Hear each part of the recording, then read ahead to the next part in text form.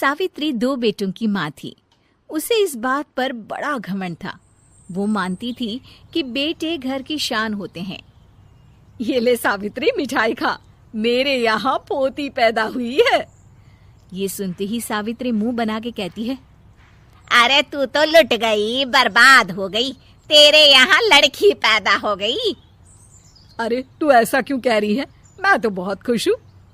अरे जब तेरी पोती के पीछे तुझे खर्चे पर खर्चे करने पड़ेंगे ना, तब ये तेरी सारी खुशी गम में बदल जाएगी। पहले लड़की की पढ़ाई लिखाई का खर्चा, फिर उसकी शादी का खर्चा। अरे आजकल की शादियाँ कितनी महंगी हो गई है। गहने बनाओ, लाखों रुपए पानी की तरह बह जाते हैं। लड़कियाँ तो सिर्फ खर्चा करवाने के लिए ही पैदा होती हैं। इस तरह लड़कियों के प्रति अपने विचार व्यक्त करते हुए सावित्री ममता को लंबा चौड़ा भाषण देके चली जाती है। अब तो आप लोग इस कहानी में सावित्री देवी का पात्र अच्छी तरह समझ ही गए होंगे। कुछ समय बाद सावित्री की बड़ी बहू भी एक लड़की को जन्म देती है। फिर क्या था, सावित्री पूरा आसमान सर पर उठा लेती है। हे भगवान, ये तू मुझसे किस जन्म का बदला ले रहा है?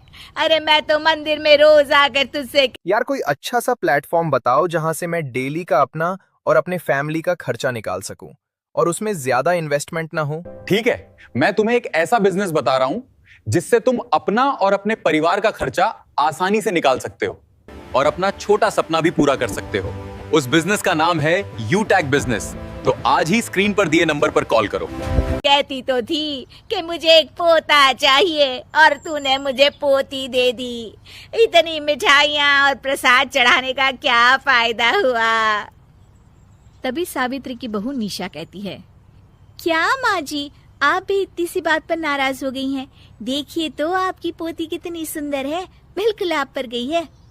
अरे चुप कर, तुझे 9 महीने इतने महंगे महंगे काजू बादाम फल फ्रूट खिलाने का फायदा क्या हुआ? मेरे तो सारे पैसे बर्बाद हो गए। ये सुन सावित्री का बड़ा बेटा अजय कहता है, माँ, तुम सिर्फ नाम के लिए 2020 में रहती हो।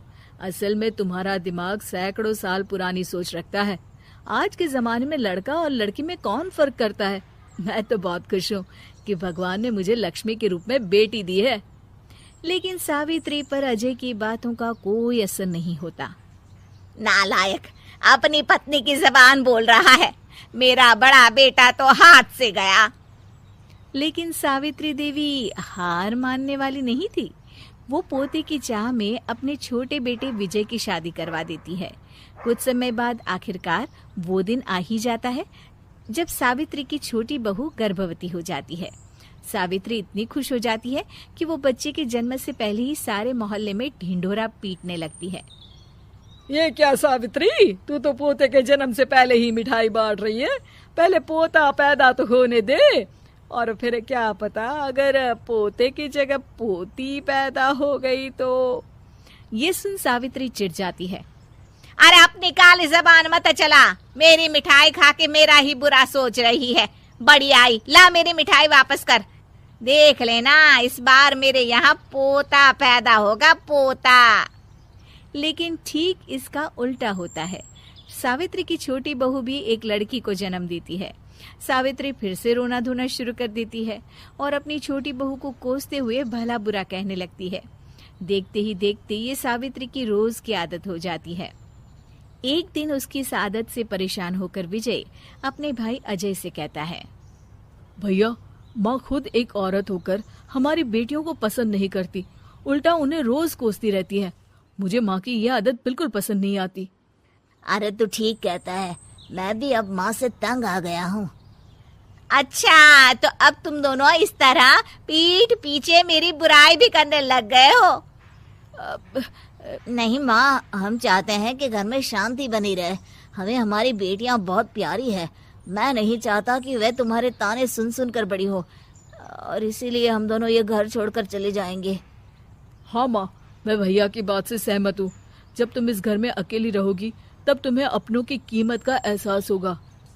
अपने दोनों बेटों के मुंह से अपनी माँ के लिए इतने कठोर शब्द सुन सावित्री भावुक और रुआंसी होकर कहती है, क्या सच में तुम दोनों मुझे इस घर में अकेली छोड़कर चले जाओगे? हाँ माँ।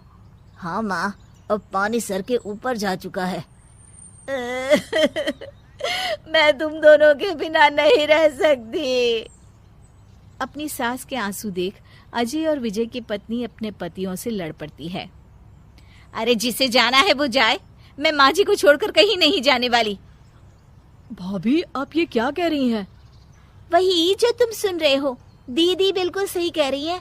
हम बेटियों के संस्कार हमें सिखाते हैं कि सास माँ समान नहीं बल्कि माँ ही होती है और उस माँ की जिंदगी भर सेवा की जाती है। बेटे अपना फर्ज भूल सकते हैं लेकिन बेटियां नहीं। आप दोनों शौक से जा सकते हैं। माँ जी, हम दोनों के रहते आपको किसी बात की फिक्र करने की जरूरत नहीं। फिर क्या था, सावित्री के ऊपर छाए बेटों के घमंड के बादल उसकी बेटी स्वरूप बहुओं के तेज के आगे आंसू के रूप में परिवर्तित होकर सावित्री की आंखों से बहने लगते हैं और वो उन दोनों को गले लगा लेती है।